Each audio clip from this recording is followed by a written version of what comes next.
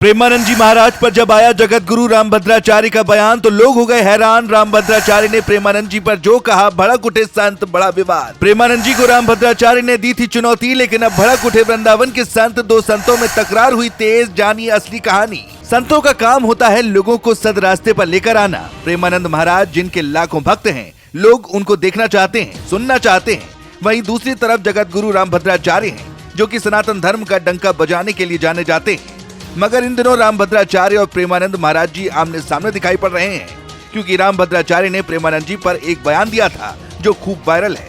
पत्रकार शुभांकर मिश्रा के पॉडकास्ट के दौरान उन्होंने कहा था कि प्रेमानंद महाराज जी चमत्कारी नहीं है और उनके लिए वे एक बालक के समान है।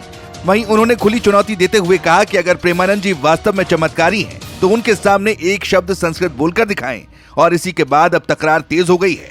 चलिए इस विवाद की जड़ तक जाते हैं और असली कहानी बताते हैं। दरअसल धर्म की नगरी मथुरा वृंदावन से एक ऐसा विवाद उभरकर सामने आया है जिसने साधु संत समाज में हलचल मचा दी है। दोस्तों, जगत गुरु रामभद्राचार्य ने एक इंटरव्यू में संत प्रेमानंद महाराज की लोकप्रियताओं को क्षणभंगुर बताते हुए कहा कि आजकल लोग भजन सुनकर प्रभावित हो जाते हैं, लेकिन इसे चमत्कार कहना गलत है। और सिर्फ यही नहीं दोस्तों, उन्होंने चुनौती देते हुए कहा कि प्रेमानंद महाराज अगर सच्चे विद्वान हैं, तो उसके सामने संस्कृत श्लोक का अर्थ समझा कर दिखाएं। लेकिन उनके इस बयान के बाद साधु संतों में नाराजगी की लहर दौड़ गई और कई संतों ने खुलकर मोर्चा खोल दिया। रिपोर्ट्स की माने तो इस मामले में सबसे पहले साधक मधुसूदन दास मैदान में उतरे और रामभद्राचार्य को उनके ज्ञान के अहंकार पर घेरा।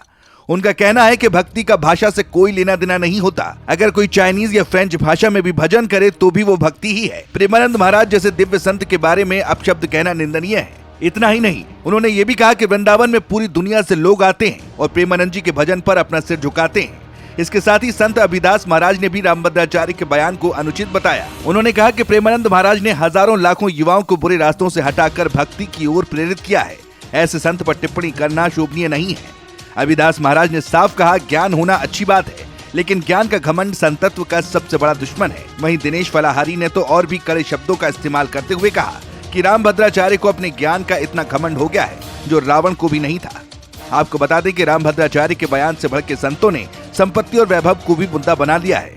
उनका कहना है कि प्रेमानंद महाराज ने अपने जीवन में कभी संपत्ति नहीं जोड़ी, न ही किसी आलीशान आश्रम का दावा किया। वे केवल राधा नाम की साधना और भक्ति में लीन रहते हैं। वहीं रामभद्राचार्य के पास विशाल आश्रम और संपत्ति है। हालांकि रामभद्राचार्य खुद कहते हैं कि वो आश्रम की संपत्ति को भगवान की और खुद को मात्र चौकीदार मानते हैं, लेकिन संत समाज का बड़ा तबका इस तर्क को स्वीकार करने को तैयार नहीं है और प्रेमानंद महाराज की सादगी को ही सच्चा मान रहा है। धर्माचार्य अनमोल शास्त्री का कहना है कि प्रेमानंद महाराज आज युवाओं की धड़कन है। उन्होंने कहा कि आज के समय में जो युवा रास्ता भटक रहे थे, प्रेमानंद जी ने उन्हें भक्ति की ओर मोड़ा है। लेकिन अहम सवाल है कि आखिर इस विवाद की असली जड़ क्या है। जानकारों का इस मामले में कहना है कि प्रेमानंद महाराज की अचानक बढ़ी लोकप्रियता और भक्तों का सैलाब शायद विद्वान संतों को चुनौती देता दिख रहा है। प्रेमानंद महाराज गंभीर बीमारी के बावजूद प्रतिदिन वृंदावन परिक्रमा करते हैं और साधना में लीन रहते हैं। यही तप और त्याग उनकी पहचान है। दूसरी तरफ रामभद्राचार्य शास्त्रों और ज्ञान की दुनिया के बड़े नाम हैं। लेकिन अब भक्त समाज सवाल पूछ रहा है कि क्या भक्ति का असली मापदंड संस्कृत श्लोक का ज्ञान है या फिर साधना और सेवा। यही सवाल अब चारों ओर सुनाई दे रहा है। आपको इस मामले में क्या कुछ कहना है, कमेंट्स करके जरूर बताएं।